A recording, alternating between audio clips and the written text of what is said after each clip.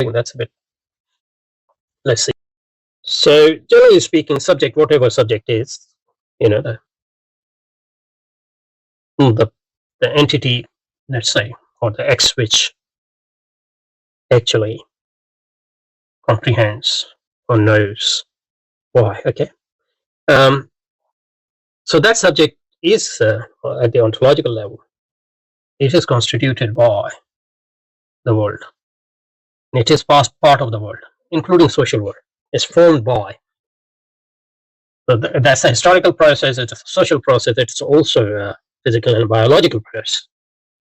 But that same subject also comprehends that world in return. So there's no exclusivity there. But when we understand subjects as part of, then that's part of our self-reflection on the entity which is reflecting. So we are constituted, and at the same time we constitute the world which we see. So, and also through action we actually constitute and alter the actual world too. So but there in Whitehead's claim, it seems one-sided, at least as it stood there. Okay, so here he's saying that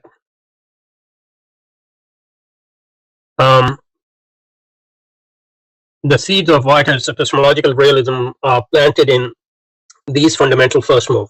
The philosophy of organism is the inversion of Kant's philosophy. For Kant, the world emerges from the subject.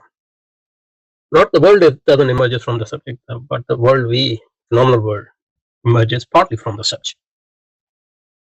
I mean, it depends on what you mean by emerges. It's wholly emerges from the subject, but not the subject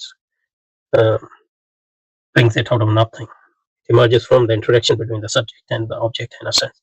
So for the philosophy of organism, the subject emerges from the world. But as I said, these are not two exclusive things. The subject emerges from the world, and in turn, the world we conceive also emerges from the subject in Kantian sense. It is customary to compare the actual occasion with